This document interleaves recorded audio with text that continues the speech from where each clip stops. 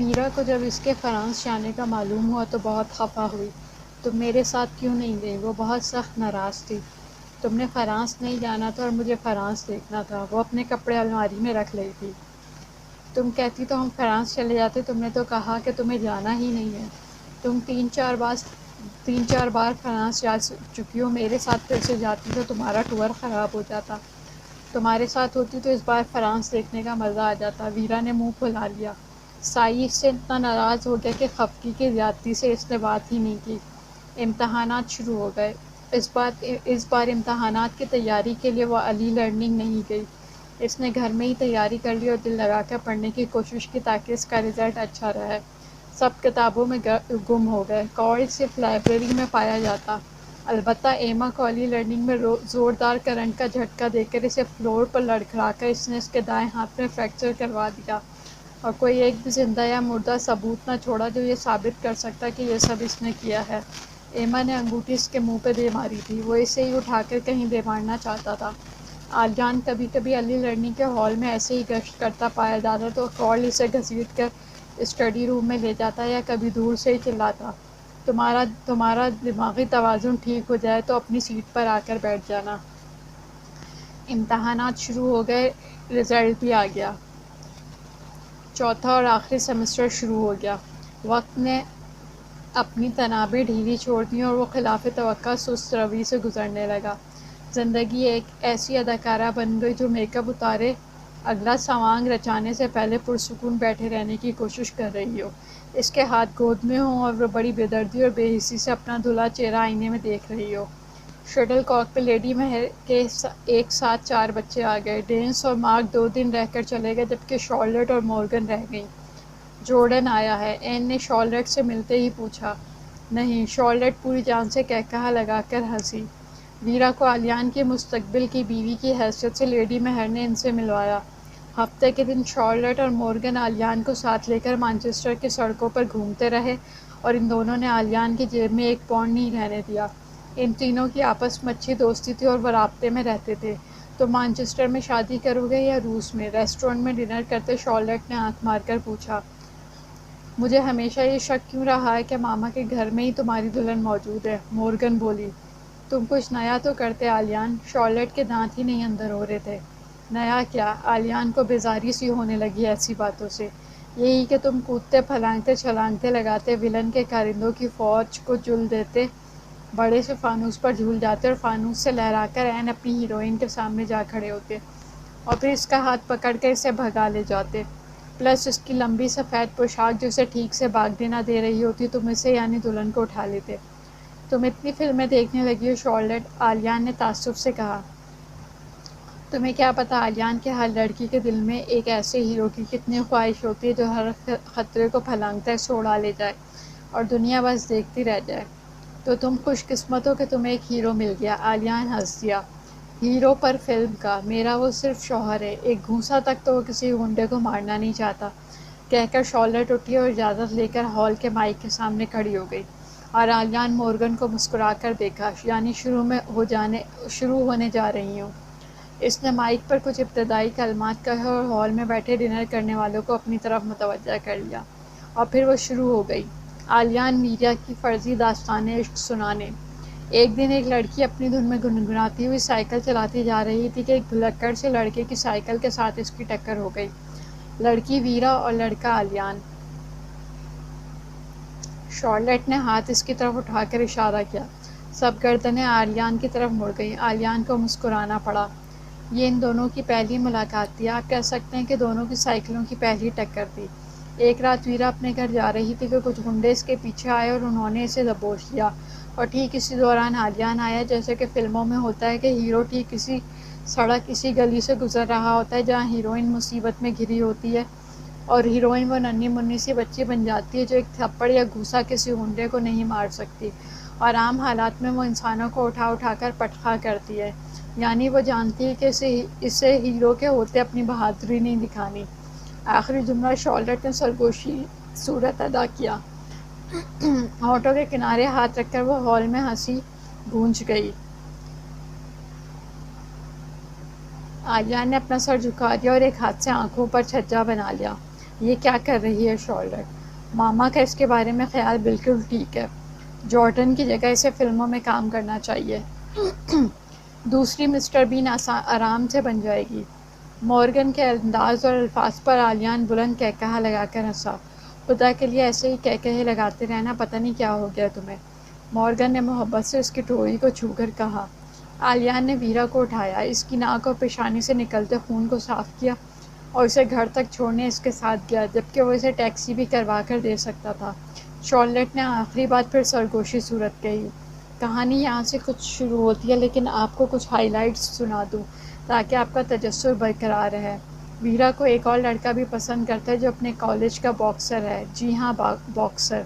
اور آلیان کو ایک امیر باپ کی بیٹی پسند کرتی ہے جو کرائے کے غنڈوں کے ذریعے لوگوں کا حلیہ بگاڑ دینے کو برا نہیں سمجھ سکتی۔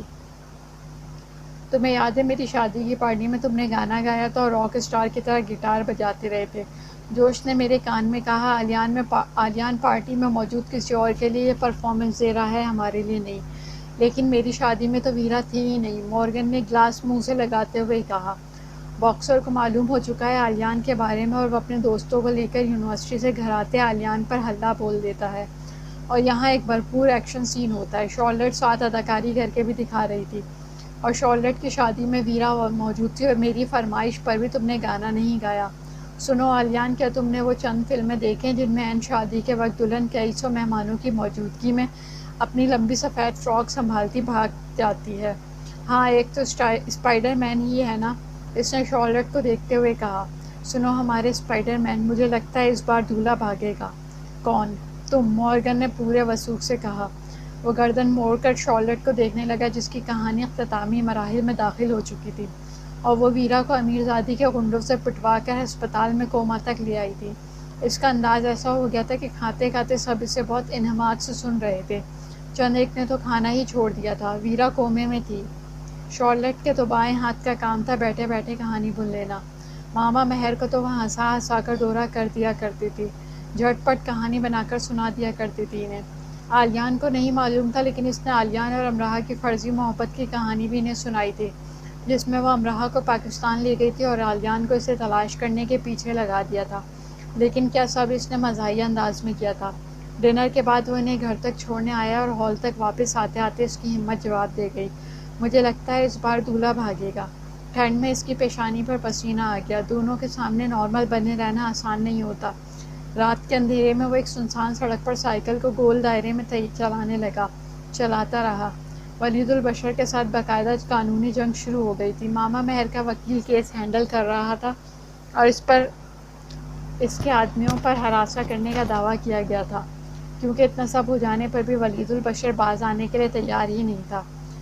ٹھنڈی رات اس کی گرم سوچوں کی گواہ بنی۔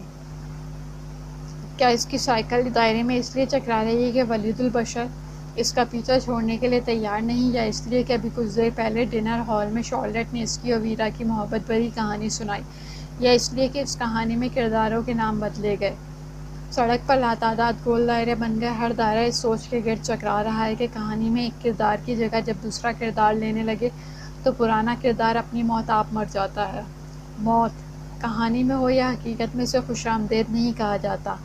موت سایہ بن کر آیا، سایہ بن کر ساتھ لے جائے، اس کی نحوست کم نہیں ہوتی۔ باہر جتنے بھی شور ہنگامے میلے سجا لیے جائیں، عالم وجہ میں جھومتے دل میں تخلیے نہیں ہوتے۔ محوق کوئل قسم کا پرندہ اس کے دہن سے آزاد کروا دیا گیا تھا۔ امراہ کے لیے پرانی امراہ کو آواز دے کر بلا لینا بھی مشکل ہو گیا، اور یہ بھی آسان نہیں رہا تھا کہ امراہ دادا کے ساتھ پرانی امراہ بن کر باتیں کرتی رہتی۔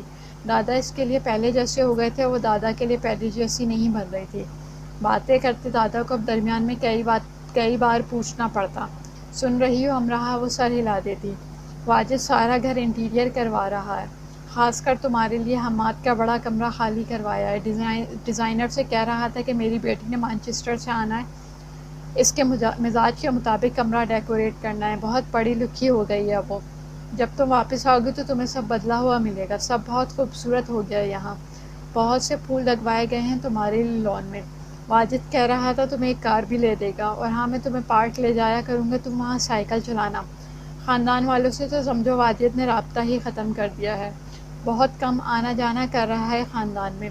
ویسے بھی اب تو تم بہت خود سمجھدار ہو گئی ہو، خود کو بدل لیا ہے، اب معاشرے کو بدلنا۔ سن رہی ہو امراح؟ جی دادا۔ اس نے سنا نہ ہوتا پر وہ کہہ دیتی اور گہرا سانس بھرتی۔ اچھا بتاؤ ابھی میں نے کیا کہا؟ آپ نے؟ وہ یاد کرتی۔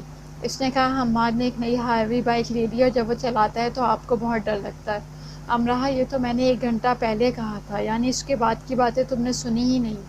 سنی ہے دادا، وہ جھوٹ پر اصرار کرتی۔ دادا خاموشی سے اسے کچھ دیر دیکھتے پھر سے شروع ہو جاتے اپنی باتیں دہرانے کو۔ سائی کو بھی اس کے سامنے اپنی باتیں دہرانی پڑتی۔ میں تمہیں کل فون کر رہا تھا، تم نے بات کیوں نہیں کی؟ میں مصروف تھی سائی۔ وہ کینٹین میں بیٹھی تھی اور سائی اسے ڈھونڈتا وہاں آیا تھا۔ جب مصروفیت ختم ہو گئی تب فون کر لیتی مجھے، تب بھول گئی تھی۔ اس نے جھوٹ بولا، وہ سائی سے بات کرنا نہیں چاہتی تھی۔ وہ اسے کئی بار انکار کر چکی تھی لیکن بار بار اصرار کر رہا تھا۔ میں نے تمہارے لیے بھی آن لائن ٹکٹ بک کروا دی ہے۔ سائی میں کہہ چکی ہوں مجھے نہیں جانا۔ اسے غصہ سا آ گیا۔ ساری یوں نہیں جا رہی ہے، تم کیوں نہیں؟ بس نہیں، مجھے کوئی شوق نہیں فٹ بال میچ دیکھنے کا۔ میچ نہ دیکھنا، ہمارے ساتھ بیٹھ جانا۔ سائی نہیں تو نہیں۔ امراح میری دوستی میں کیا کمی رہ گئی ہے جو تم ٹھیک ہونے کے لیے تیار ہی نہیں؟ تمہارے لیے دنیا میں صرف ایک ہی شخص اہم ہے، باقی سب کی اہمیت صفر۔ سائی نے افسوس کا کھلا اظہار کیا۔ میرے لیے تم بھی بہت اہم ہو سائی۔ تم عین کے ساتھ فرانس چلی گئیں لیکن تم نے مجھے انکار کر دیا۔ اب تم خود کو ایسے محدود کر لو گی، اب تم ہر انسان کو اپنا دشمن سمجھو گی۔ تم نے ایک چیک ڈائم کو بھی دے دیا ہے، اب تم تھوڑی بہت تفریح کر سکتی ہو، تم میرے گروپ کے ساتھ چلو۔ سائی تم مجھے بیجا مجبور کر رہے ہو جبکہ میرا بالکل دل نہیں چاہ رہا۔ چلو مجبور ہی صحیح، ہر انسان مرا جا رہا ہے برازیل جانے کے لیے۔ سارا مانچسٹر خالی ہو جائے گا، انگلینڈ اور برازیل آمنے سامنے ہوں گے۔ تم دیکھنا اسٹیڈیم میں کیسا ماحول ہوگا، تمہیں اتنا مزہ آئے گا کہ حیران رہ جاؤ گی۔ سائی تم سب جا رہے ہو تو اس خالی مانچسٹر کی حفاظت کے لیے مجھے یہیں چھوڑ دو۔ تم میری حفاظت کے لیے میرے ساتھ چلو، تمہیں بہت زیادہ مزہ آئے گا۔ مجھے اب کہیں مزہ نہیں آتا سائی۔ بہت بار کی طرح تم مجھے پھر انکار کر رہی ہو۔ امراح اس کی طرف دیکھتی رہ گئی، اس زمینی فرشتے کی طرف جو ہمیشہ اس کے ساتھ رہا تھا، جس نے اسے اکیلا نہیں ہونے دیا تھا، جو رحمت تھا اس کے لیے، جو بہت مہربان رہتا تھا اس پر۔ مہربان؟ کارل نے فریشر پر صرف اتنی مہربانی کی کہ انہیں ترکیب سے بھڑکا کر، ان سے شرط لگا لگا کر، انہیں مختلف کھیلوں کرتبوں میں ہرا کر فٹ بال میچ کی ٹکٹ کے لیے کچھ سے زیادہ پیسے اکٹھے کر لیے۔ آلیان جانا نہیں چاہتا تھا، کارل اسے لے جائے بغیر نہیں چھوڑا جا رہا تھا۔ مجھے پتہ ہے ٹرافی انگلینڈ کی ہے، کوئی فائدہ نہیں وہاں جانے کا۔ اچھا تو تم نے کرسٹل ہال میں پہلے سے ہی سارا میچ دیکھ لیا، اب بڈی یہ بھی بتا دے کہ کس کس کھلاڑی سے پیٹ میں، منہ میں اور کمر پر لاتے اور گھوسے پڑیں گے۔ ہی آلیان نے دانت نکالے۔ جوانی میں تم بنا دانتوں کے کچھ اچھے نہیں لگو گی۔ ٹرافی ہماری اور اسے لینے ہم برازیلا جا رہے ہیں بس، کارل نے دانت نکالے بغیر کہا۔ برازیلا چلو گی امراح؟ کارل امراح کے پاس بھی آیا اسے منانے۔ میرے پاس پیسے نہیں ہیں، امراح نے بہانہ بنایا۔ میرے پاس ہیں، وہ مسکرایا۔ جس کی وجہ سے اس نے لائبریری کی کتابوں پر بھاری فائن بھرا تھا، وہ اپنے پیسوں پر اسے برازیلا لے کر جا رہا تھا۔ شکریہ کارل، تم بہت اچھے ہو۔ امراح کو اس کی موجودگی اچھی لگی تھی۔ میں برا بھی بن جاؤں گا اگر تم برازیلا نہیں گئی۔ وہ مسکراتی اور ایک چاکلیٹ بیگ میں سے نکال کر اس کے آگے کی جو اس نے پکڑ لی۔ تمہیں خوش قسمت انسان ہو کیونکہ تم کارل ہو، کہہ کر وہ لائبریری سے نکل آئی۔ آلیان، کارل، ویرا اور شاویز جمعے کی رات کو ہی برازیل چلے گئے تھے۔ سائی نے ٹھیک کہا تھا، ساری یونیورسٹی ہی برازیل لینڈ کر رہی تھی۔ اس نے دادا سے میچ کا ذکر بھی نہیں کیا لیکن سادھنا نے بتا دیا۔ تم جھوٹ بول رہی ہو کہ تمہیں میچ سے دلچسپی نہیں، تمہیں تو ویوز کا حصہ بننا تھا نا، یا تم مجھے معاف کرنے کے لیے تیار ہی نہیں ہو؟ امراح، دادا اسے آلیان نہیں دے رہ سکے تھے، وہ اب اسے سب دے رہے تھے۔ ایسی بات نہیں، میرا دل نہیں چاہ رہا۔ اس کی آنکھیں نم ہو گئیں جو مشکل سے ہی خشک رہتی تھی۔ اب تمہارا آخری سیمسٹر، پھر تم واپس آ جاؤ گی، جاؤ گھوم آؤ۔ دادا نے ویرا کا نام نہیں لیا، انہیں لگتا تھا کہ اسے ویرا کے نام سے تکلیف ہوتی ہوگی جبکہ ایسا نہیں تھا۔ ویرا کی دوستی اور محبت میں کوئی کمی نہیں آئی تھی، بس اس نے اپنے گرد دائرہ کھینچ لیا تھا۔ ویرا نے اسے ساتھ لے جانے کے لیے باقاعدہ محنت کی تھی۔ تم اتنا کیوں بدل گئی ہو امراح؟ کیا ہو گیا ہے تمہیں؟ چلو ہمارے ساتھ۔ میں کب بدلی ہوں ویرا؟ تم کتنی شدت سے مجھے انکار کر رہی ہو، ہر بار کر دیتی ہو۔ تم ایسی کیوں بن گئی ہو؟ ایسا لگتا ہے تمہارے بھیس میں کوئی اجنبی ہمارے درمیان میں گھس آیا ہے۔ اب تم آلیان کی بات بھی نہیں کرتی، اسے تنگ کرنے بھی نہیں جاتی، اور بہت کچھ ہے جو میں محسوس کرتی ہوں لیکن میری عقل اسے تسلیم نہیں کرتی. مجھے وہم لگتا ہے سب تمہارے وہم ہی ہیں ویرا. میری پڑھائی بہت مشکل ہو گئی ہے. میرا زیادہ وقت اسائنمنٹ بنانے میں گزرتا ہے.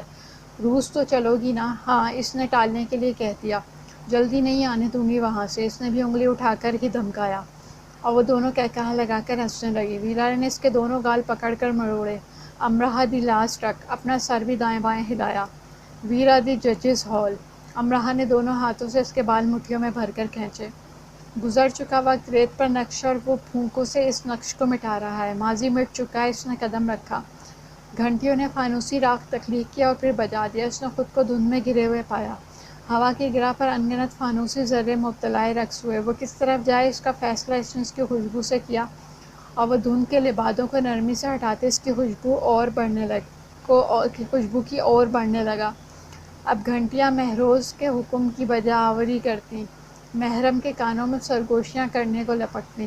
اس کی چال میں تیزی تھی پھر بھی فاصلہ سمٹ نہیں رہا تھا. البتہ خوشبو قریب آتی جا رہی تھی. دور سے موٹے تنے کا پھیلا ہوا درخت نظر آیا اور دھند کے سنگ پریم پریت کا سرگم بنتے گھنٹیوں کی آوازیں اللہ رکھا رحمان کی دھنیں بنیں. دل کو آلینے کو ہوئیں اور دل پر قابض ہو کر مؤدب ہو گئیں. احترام واجب ہے. سماع عشق ہے. ہلکی ہوا اس کے بال اڑا رہی تھی. گھنٹیاں سرخ پیغامات کے ساتھ بندھی شاخوں سے ٹنگی جھول رہی تھیں. ایک ہاتھ ایک شاخ کے ساتھ ایک پیغام باندھ رہا تھا. وہ امراہ تھی. امراہ کیا کر رہی ہو؟ آواز جادو کی طرح چھو منتر ہوئی. وہ خوشی سے پلٹی. تم آ گئے آلیان. ابو نواس کی روح میں سرایت ہو کر ساکت کر دینے والی شاعری رحمان کے سروں سے ہم کلام ہو کر سماع یار میں ڈھل گئی. یہ سب کیا ہے؟ وہ اس سے زیادہ خوش ہوا. ہماری کہانی. تم نے یہ پیغامات مجھ سے نہیں لیے تو میں نے یہاں بہان دیے. وہ چل کر ایک پیغام کے پاس گیا اور اسے پڑھنے لگا. میں اپنی ابتدا پر تمہارا نام لکھتی ہوں اور میری انتہا تمہارے سوا کچھ نہیں. پڑھ کر وہ مسکرانے لگا. امراہ اپنے دونوں ہاتھ پیچھے لے گئی اور دائیں بائیں جھول کر شرارت سے مسکرانے لگی.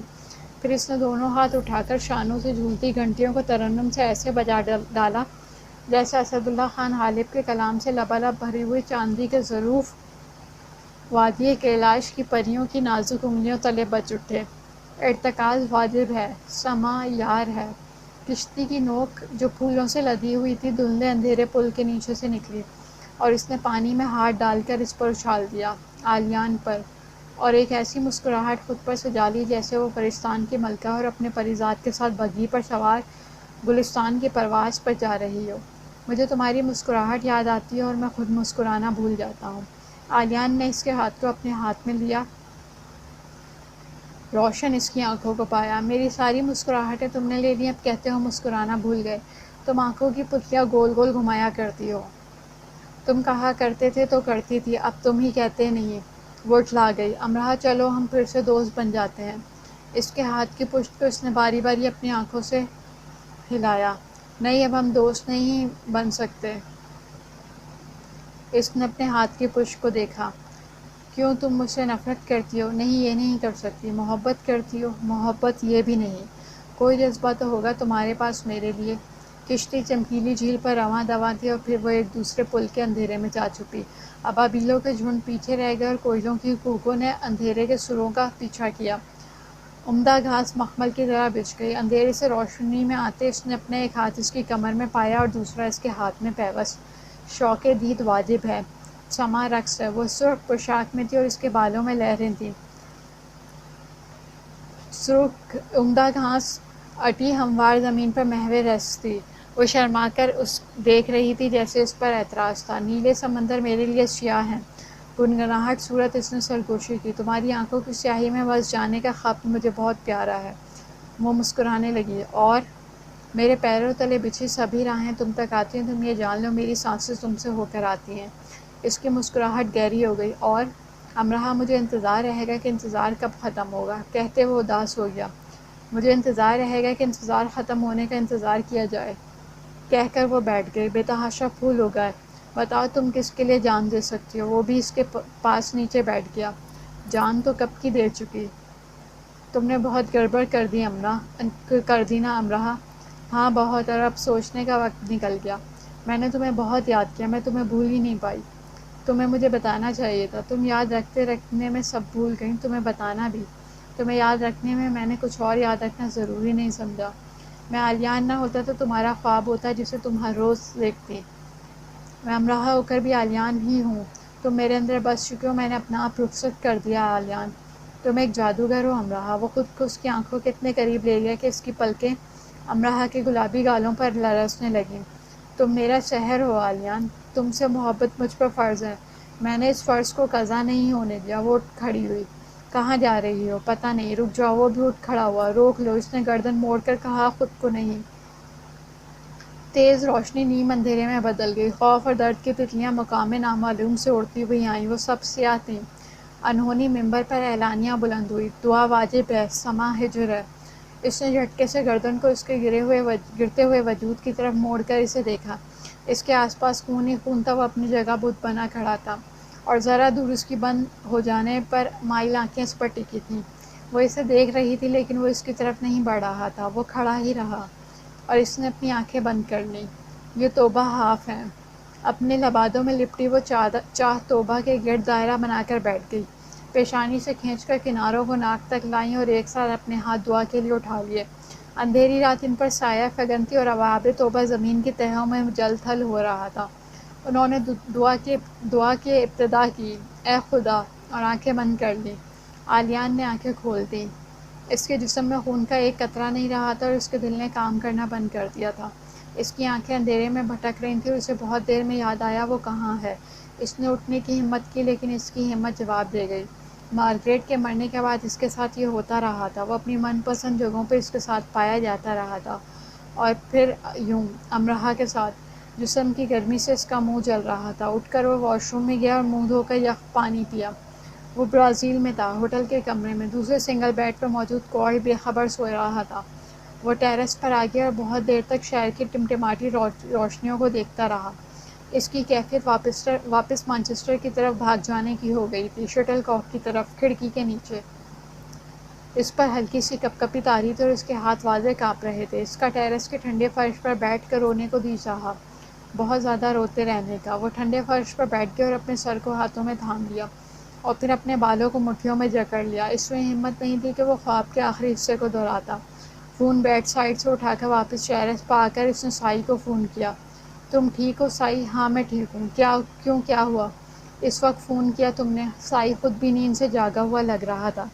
نہیں سائی، کچھ نہیں ہوا، بس ایسے ہی فون کیا۔ سائی کچھ دیر خاموش رہا۔ تمہیں کچھ کہنا ہے مجھ سے؟ ہاں کہو۔ میرا بہت رونے کو دل چاہ رہا ہے، مجھے روشنی میں بھی اندھیرا نظر آ رہا ہے۔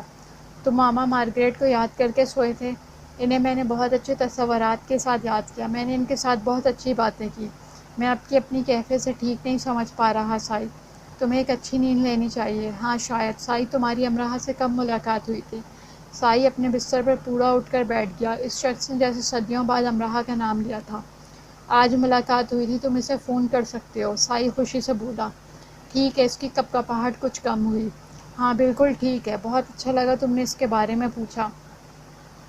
شکریہ سائی، تم سو جاؤ اب۔ شاید اس نے سائی کو بلا وجہ پریشان کیا۔ تم بھی۔ فون کو وہ ہاتھ میں لے کر سوچتا رہا، پھر ہوٹل کے کاؤنٹر تک آیا اور امراہ کو فون کیا۔ ہیلو، امراہ کی آواز آئی۔ وہ خاموش رہا۔ بات کہاں سے شروع کرے اور کہاں ختم کرے گا؟ وہ کیا کہے گا؟ تو وہ خاموش ہی رہا۔ امراہ نے فون بند کر دیا۔ میں نے تمہیں بہت یاد کیا امراہ۔ فون بند ہو چکا تو وہ بڑبڑایا۔ میں نے تمہیں وہ سزا دی جو خود میں نے بھگتی۔ وہ کمرے میں واپس آ گیا اور ٹیرس پر کھڑا ہو گیا۔ اسے نہیں لگتا تھا کہ اسے نیند آ سکے گی اب۔ آنکھیں جاگتے رہنے کا عہد باندھ چکی تھیں۔ وہ سائی اور این کے ساتھ برازیل آ چکی تھی۔ وہ کافی دیر سے ٹیرس پر کھڑی تھی۔ اندر این سو رہی تھی۔ ابھی جو فون آیا تھا اس نے جان لیا تھا کس کا تھا۔ اس شخص کو شبہ تھا کہ وہ اس کی خاموشی کو پہچان نہیں سکتی اور اسے یقین تھا ایسا ہونا ناممکن نہیں۔ کلام کے لیے الفاظ کی ضرورت ہوتی ہوگی، پہچان کے لیے نہیں۔ کیا وہ اسے پھر سے یہ بتانا چاہتا تھا کہ اس کی وجہ سے اسے کتنی تکلیف کاٹنی پڑی، وہ کس تکلیف سے گزرا؟ اس کی اچھی بھلی زندگی کو اس نے اندھا کنواں بنا ڈالا۔ روشنی اندر جاتی ہے نہ اندھیرا باہر نکلتا ہے۔ وہ سب جو اسے نہیں کہہ سکا وہ اب کہنا چاہتا ہے۔ امراہ کو خوف محسوس ہوا۔ خوف سے علیان کا وہم کسی اژدہے کی طرح دیو ہیکل ہو گیا۔ اب وہ نئے سرے سے سوچ رہا تھا، پہلے دن سے، پہلی ملاقات سے، پہلے جملے سے۔ ایک لڑکے جس کی آنکھوں کا کاجل ایسے پھیل گیا ہے کہ گالوں کو بھی سیاہ کر گیا ہے، وہ اس کے سامنے کھڑی ہے۔ وہی لڑکی ڈریگن ڈریس میں اس کے ساتھ کھڑی ہے۔ اور پھر وہی لڑکی ہر جگہ اس کے ساتھ ساتھ رہتی ہے، وہ چھپ کر بیٹھتا ہے تو بھی۔ ایک ایسی لڑکی ہے جو اس کے سائز سے زیادہ اس کے ساتھ ہے، روح سے زیادہ اس پر سوار ہے۔ تم کہتے ہو تم ماما مارگریٹ نہ بن جاؤ، اور مجھے یہ خوف ہے کہ تم ولید البشر بن جاؤ گے، اپنا کردار چھوڑ دینے والے، سائی نے کہا۔ اس نے اپنا سر تھام لیا۔ سر اٹھا کر اس نے گہرے سانس لیے۔ کچھ بھی تھا، وہ خوش تھی کہ عالیان نے اسے فون کیا، برا بھلا کہنے کے لیے صحیح، وہ اسے یاد تو رکھتا تھا، اس کا نام بھولا نہیں تھا۔ دنیا میں کوئی امراح بھی ہے، اس میں یہ احساس زندہ تھا۔ زندہ رہنے کے لیے بہت ضرورتیں درپیش ہوں گی، لیکن جینے کے لیے صرف ایک۔ امراح کے لیے ایک عالیان، عالیان کے لیے ایک امراح۔ آئیے برازیل اسٹیڈیم کے اندر چلتے ہیں۔ سیریز کا فیصلہ کن میچ ہے، انگلینڈ اور برازیل آمنے سامنے آنے والے ہیں۔ لگتا ہے سارا برازیل اٹھ کر اسٹیڈیم میں آ گیا ہے، میچ شروع ہونے سے پہلے ہی لگ رہا ہے۔ میچ ختم ہونے کے قریب ہے، دونوں ٹیمیں ایک ایک گول کر چکی ہیں، اور اب دونوں ٹیموں کے شائقین مرے جا رہے ہیں کہ بس ان کی ٹیم فیصلہ کن گول کر دے۔ برازیل شائقین کچھ تندی میں تھے، وہ انگلینڈ کے شائقین اور کھلاڑیوں کا نام لے لے کر فکرے چست کر رہے تھے، انہیں بتا رہے تھے کہ انگلینڈ ٹیم کس بری طرح سے ہار جانے والی ہے۔ یہ سب ہونا معمول ہے، فٹ بال کی دنیا میں جو نہیں ہوتا وہی کم ہوتا ہے، شائقین جتنا زیادہ کرتے ہیں کم ہی کرتے ہیں۔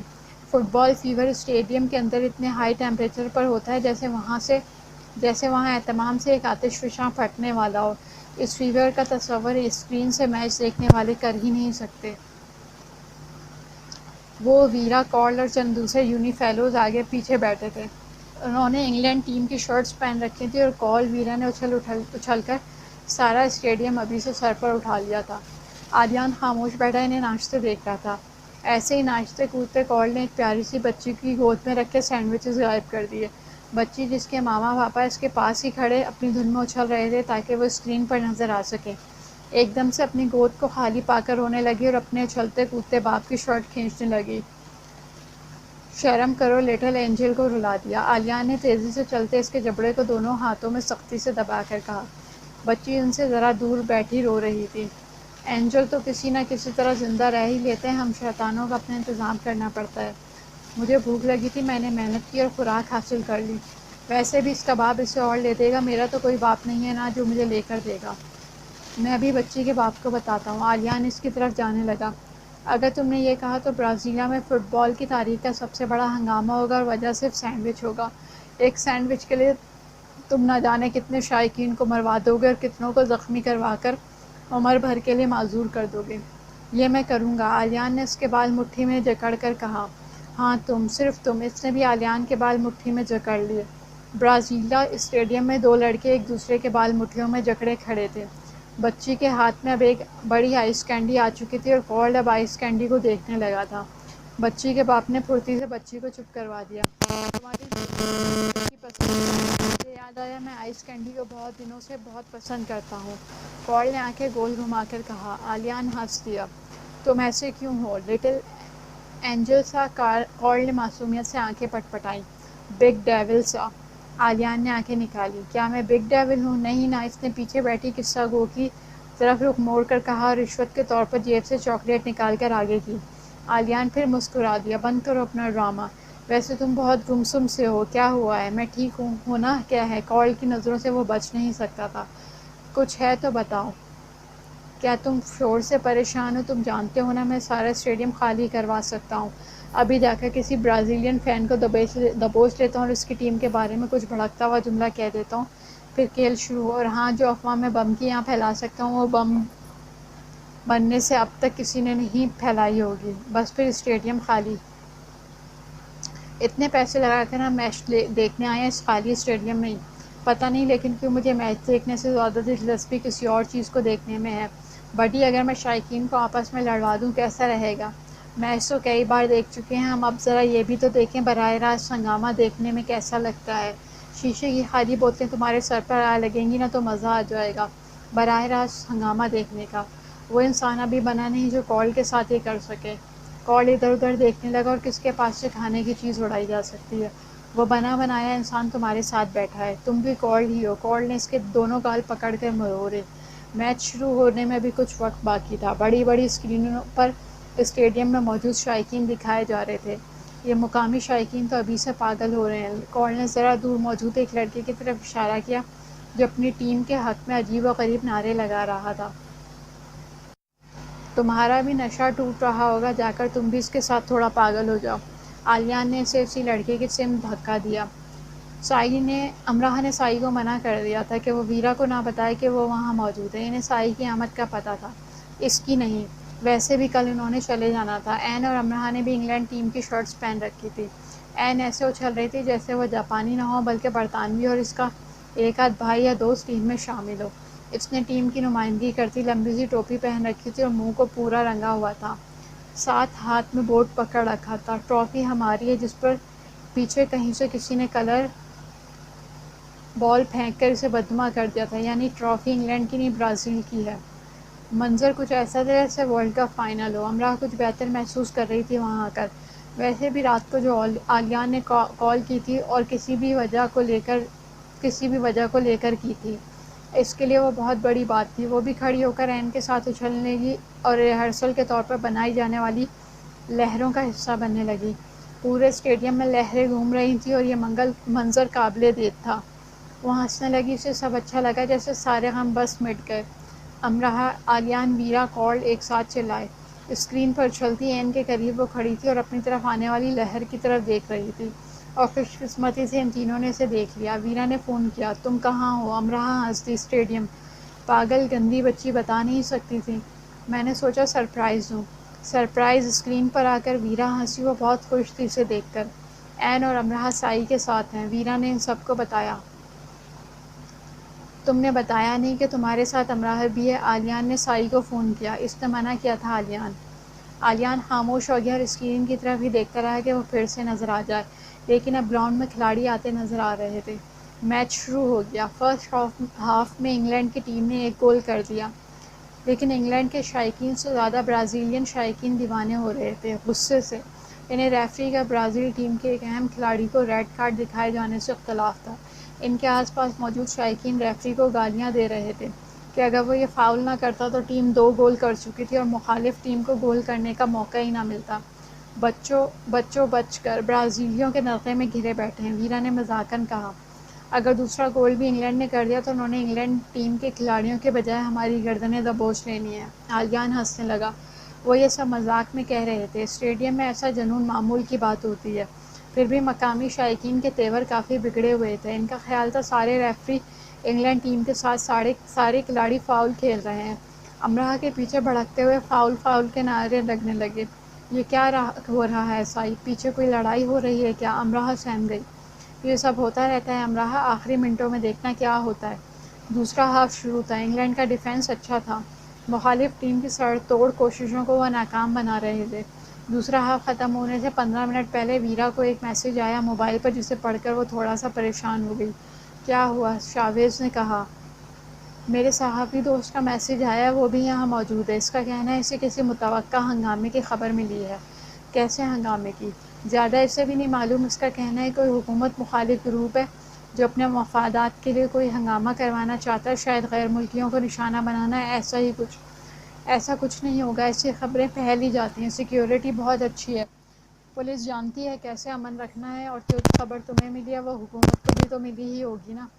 کال نے کہا۔ ویسے اچھا ہے ہنگامہ ہو ہی جائے، میں بھی تو دیکھوں یہ فلم بنا ٹکٹ کے، اور پھر تمہارا دوست کنفرم بھی نہیں ہے، عالیان نے کہا۔ ویرا نے سب دوستوں کو میسج دے دیا کہ میچ ختم ہوتے ہی فوراً اسٹیڈیم سے نکل جائیں، خطرہ مول لینے کی ضرورت نہیں، کوئی بد مزوحی نظر آئے تو پرسکون رہے۔ آخری 15 منٹ میں برازیلین کھلاڑیوں نے ایڑی چوٹی کا زور لگا دیا، لیکن آخری 6 منٹ میں گول انگلینڈ نے کر دیا۔ جوش اور افسوس سے دونوں ٹیموں کے شائقین نے اسٹیڈیم سر پر اٹھا لیا۔ سائی ویرا کا پیغام پڑھ چکا تھا۔ اس نے امراہ اور این کو چلنے کے لیے کہا۔ عالیان اور ویرا اٹھ چکے تھے، جبکہ اچھلتا کودتا کال پہلے ہی کہیں غائب ہو چکا تھا۔ ویرا نے واضح خطرے کی بو سونگھ لی تھی، کہیں کوئی ایک نعرہ ایسا گونجتا کہ اس حصے میں بات بڑھ جاتی۔ میچ کے دوران گالم گلوچ، ہاتھا پائی، تو تڑاک، خالی بوتلیں پھینکنا عام بات تھی، لیکن ایسی تندی اور طیش نہیں ہوتا تھا جو اب دکھائی دے رہا تھا، جیسے سب جان بوجھ کر کیا جا رہا تھا۔ سائی نکل چکا ہے؟ عالیان نے پوچھا۔ ہاں، اس نے کہا وہ جا رہا ہے۔ ویرا نے فون کان سے ہٹایا۔ وہ دونوں اسٹیڈیم سے باہر آ گئے اور ابھی وہ سڑک تک ہی آئے تھے کہ پولیس کی نفری تیزی سے اندر اسٹیڈیم کی طرف بھاگتی ہوئی نظر آئی۔ ان کا انداز الرٹ تھا۔ ایک ہی دم اسٹیڈیم کے باہر اسٹیڈیم کے اندر کچھ ہونے جانے کا منظر نمایاں ہو گیا۔ چلو علیان جلدی چلو۔ ویرا آگے کو بھاگی، وہ بھی سڑک پر اس کے ساتھ بھاگا اور ذرا دور جا کر رک گیا۔ کیا ہوا؟ ویرا پلٹی۔ امراہ، اس کے چہرے کے سارے رنگ اڑ گئے اور اسے دیکھ کر ویرا کی اپنی شکل پر سائے سے لہرائے۔ ویرا نے فون نکالا امراہ کو فون کرنے کے لیے، لیکن علیان پہلے ہی کال ملا چکا تھا۔ دوبارہ بیل ہوئی، 2 بار بیل ہوئی۔ ہیلو، امراہ کی آواز آئی۔ امراہ تم کہاں ہو؟ الفاظ پورے ادا نہیں ہوئے کہ فون ڈیڈ ہو گیا۔ اس نے دوبارہ کال ملائی لیکن فون بند جا رہا تھا۔ اس کا فون بند ہی ہو جانا تھا۔ اس کے فون کی بیٹری نکل چکی تھی اور وہ کہیں دور گر گیا تھا اور وہ خود بھی گر گئی تھی۔ وہ بس نکل جانے کو ہی تھے کہ بھڑکا ہوا ایک گروپ اوپر سے گتم گتا ہوتا ان کے اوپر آ کر گرا۔ امراہ کا سر ایک سخت چیز سے ٹکرایا اور اس کے سر سے خون نکلنے لگا۔ سائی نے جلدی سے اسے اٹھایا اور ایک مقامی فین نے سائی کو دھکا دیا۔ سائی بھی دور جا گرا۔ میچ کا آخری منٹ ختم ہو چکا تھا۔ انگلینڈ ٹیم جیت چکی تھی اور فوراً اسٹیڈیم میں مختلف جگہوں پر گروپ کے گروپ آپس میں الجھ کر گتم گتا ہو گئے اور ایک دوسرے پر مختلف ٹھوس چیزیں پھینکنے لگے۔ اس سارے عمل کو 30 سیکنڈ بھی نہیں لگے ہوں گے کہ جیسے سب کچھ طے شدہ تھا کہ ایسا ہی ہونا ہے۔ اسٹیڈیم کی اندرونی حالت ایک دم سے بدلی اور عام شائقین سہم گئے۔ منظر ہولناک ہو گیا، شور بڑھ گیا اور ہنگامے کے آثار نمایاں ہو گئے۔ جو چھپا ہوا تھا وہ نکل آیا۔ اسٹیڈیم نے جنگ کا میدان بدلنے میں 1 منٹ کا وقت بھی نہ لیا۔ عین کہیں آگے نکل چکی تھی۔ امراہ کو سر پر چوٹ کی وجہ سے بری طرح سے چکر آ رہے تھے۔ سائی بھی نظر نہیں آ رہا تھا۔ وہ اکیلے دھکے کھاتی، جگہ بناتی آگے بڑھنے لگی کہ ایک ہپی لڑکے نے اس کا بازو دبوچ لیا۔ سیکیورٹی فورس تیزی سے اندر داخل ہو رہی تھی۔ 60,000 شائقین کے ہجوم میں ایک دم سے بھگدڑ مچی۔ تیزی سے باہر نکل جانے کا انداز ایسے ہو گیا جیسے قیامت آ گئی ہو۔ خالی بوتلیں سر اور جسم کے دوسرے حصوں پر آ کر لگنے لگیں۔ دوبارہ امراہ کی کمر پر کوئی وزنی چیز آ کر لگی جس نے اس کا بازو دبوچا تھا۔ پوری قوت لگا کر اس سے بازو چھڑا کر وہ آگے کو بھاگی، لیکن اس کے بازو پر پھر وہی گرفت پڑی اور سرخ آنکھوں والے اس آدھی نشئی ہپی لڑکے نے اس کی گردن پر جھک کر کاٹنا چاہا۔ امراہ نے پوری شدت سے چیخ ماری۔ اس کا فون بند جا رہا ہے یہ معلوم ہوتے ہی اپنا فون پھینک کر وہ رش میں مختلف سمت بھاگا۔ ویرا بھی اس کے پیچھے لپکی۔ تم اس گیٹ کی طرف جاؤ، میں دوسرے گیٹ کی طرف جاتی ہوں، بھاگتے ہوئے ویرا چلائی۔ اس کے بھاگنے کے انداز میں اتنی شدت اور تیزی تھی کہ وہ بہت سو کو پھلانگتا گراتا دھکے دیتا ہوا آگے بڑھا۔ ایک ہجوم تھا جو منتشر باہر نکل رہا تھا اور پولیس کی نفری بڑھتی ہی جا رہی تھی، جو ہجوم میں نظم لانے کی کوشش کر رہے تھے۔ بھگدڑ کا ماحول تھا۔ امراہ، وہ پوری قوت سے رش میں گھس کر چلانے لگا۔ اس کی آواز میں ایسی گرج تھی کہ اتنی افراتفری میں بھی بہت سو نے گردن موڑ کر اسے دیکھا۔ امراہ، وہ پھر چلایا۔ اس کی سانسیں بے قابو ہو رہی تھیں۔ اگر امراہ فوراً اس کے سامنے آ جاتی تو وہ زمین پر گر جاتا۔ اس میں کھڑا ہونے کی طاقت نہیں رہی تھی۔ وہم اسے ہلانے لگے تھے اور خوف نے اس کے دل پر پنجے گاڑ دیے تھے۔ اسے الہام ہوا اور وہ گیٹ سے اندر ہو گیا۔ پولیس کی نفری کھڑی سب کو باہر نکال رہی تھی، لیکن وہ سر کو جھکا کر اس پار ہو گیا۔ اسے پورے اسٹیڈیم کے ہزاروں چکر بھی لگانے پڑتے تو اسے کم لگتے، اس انسان کے لیے جسے تلاش کیا جا رہا تھا۔ امراہ باہر ہو سکتی تھی یہ خیال آیا تھا، لیکن اس کا وجدان اسے بتا رہا تھا کہ وہ اندر ہی ہے اور ٹھیک نہیں ہے۔ اس نے اس کے بازو کو کسی خونخوار جانور کی طرح پکڑ رکھا تھا اور وہ اسے گھسیٹ کر کسی خاص سمت لے جا رہا تھا۔ وہ چلا رہی تھی اور خود کو آزاد کرنے کی کوششیں کر رہی تھی، لیکن اس ہپی کے دوسرے ساتھی نے اس کے گرد گھیرا سا بنا لیا تھا اور اسے مضبوطی سے کمر سے پکڑ رکھا تھا۔ وہ دونوں آپس میں اپنی زبان میں بات کر رہے تھے جسے امراہ نہیں جانتی تھی۔ علیان تیزی سے ادھر ادھر بھاگ رہا تھا اور اسے مسلسل آوازیں دے رہا تھا۔ ہیلی کاپٹر گراؤنڈ کے اوپر پرواز کرنے لگا، یعنی معاملہ شدت اختیار کر چکا تھا۔ سیکیورٹی فورس ہر طرف پھیل رہی تھی۔ کہیں سیکیورٹی فورس اور شائقین میں تصادم ہو رہا تھا، کہیں شائقین اور شائقین میں۔ معاملہ ایسے بگڑ رہا تھا جیسے جلتی آگ پر اور تیل ڈالا جا رہا ہو۔ وہ اسے دوسرے گیٹ سے نکال کر باہر لے جا رہے تھے۔ ان کا انداز کچھ ایسا تھا جیسے وہ اسے کسی گاڑی میں ڈال کر لے جانے والے ہیں۔ وہ موقع سے فائدہ اٹھانے والے معاشرے کے ناسور تھے جو ہر جگہ پائے جاتے ہیں اور اپنی بدخصلتی سے باز نہیں آتے۔ کال کو سائی مل چکا تھا اور اس نے امراہ کے لاپتہ ہونے کے بارے میں بتا دیا تھا۔ دوسری طرف اندر سے کال آیا تھا۔ این، سائی، شاویز اور دوسرے اسٹوڈنٹس اسے باہر رش میں دیکھ رہے تھے۔ سائی نے سب کو فون کر کے بتا دیا تھا کیونکہ امراہ کا فون بند جا رہا تھا تو اسے ڈر نہیں تھا کہ وہ ٹھیک نہیں ہے۔ کال کی نظر دور امراہ پر پڑی۔ وہ تیزی سے بھاگتا ہوا اس کی طرف آیا۔ وہ عام نارمل انداز سے نہیں چل رہی تھی۔ اسے ایک لڑکا گھسیٹ رہا تھا اور دوسرا اس کے منہ پر ہاتھ رکھ کر بار بار اس کا منہ دبا رہا تھا۔ کال اس کے پاس پہنچا اس سے پہلے علیان سیٹیں پھلانگتا ہوا ان کے قریب چلا گیا۔ وہ پیچھے کہیں تیزی سے بھاگتا ہوا آیا تھا اور اس نے آتے ہی ان لڑکوں کو لاتے اور گھوسے مارنے شروع کر دیے۔ کارل بھی پہنچ گیا اور جس کی گردن ہاتھ میں آئی اس نے دبوچ لی۔ امرا بری طرح سے خوفزدہ تھی، وہ کانپ رہی تھی اور اس کے سر سے خون نکل رہا تھا اور ناک اور منہ سے بھی۔ دو لڑکے پہلے ہی بھاگ گئے اور ایک کارل سے خود کو چھڑا کر بھاگا۔ امراہ پر نظر پڑتے ہی آلیان کی آنکھیں نم ہو گئی۔ اس نے ڈری سہمی امراہ کو اپنے ساتھ لگا لیا اور ہاتھ سے اس کا ناک منہ صاف کیا اور اس کے سر کے زخم کو دیکھنے لگا۔ تمہیں کافی چوٹ آئی ہے، اس نے یہ کہا اور اس نے یہ سنا تو فوراً خود کو رونے سے نہیں روک سکی۔ نہیں، زیادہ نہیں ہے، مجھے بالکل تکلیف نہیں ہو رہی اب۔ ٹوٹ ٹوٹ کر الفاظ نکلے جیسے جذبات کی شدت سے الفاظ بکھر سے گئے۔ اس کا سر آلیان کے سینے سے لگا تھا۔ اس سر پر کتنی لگی چوٹ، بڑی چوٹ میں بھی درد کیسے اٹھ سکتا تھا بھلا؟ کارل نے جلدی چلنے کا اشارہ کیا اور آگے بھاگ گیا۔ اسے اپنے ساتھ لگائے آلیان باہر کی طرف آیا۔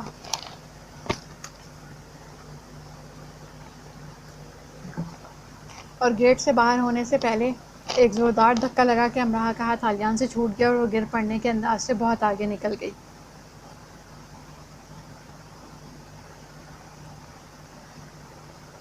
سڑک سے دور کسی محفوظ حصے کی طرف بھاگ جانا امراہ، آلیان پیچھے سے چلایا اور پورا زور لگا کے اس نے ہجوم میں سے جگہ بنا کر آگے نکل جانا چاہا۔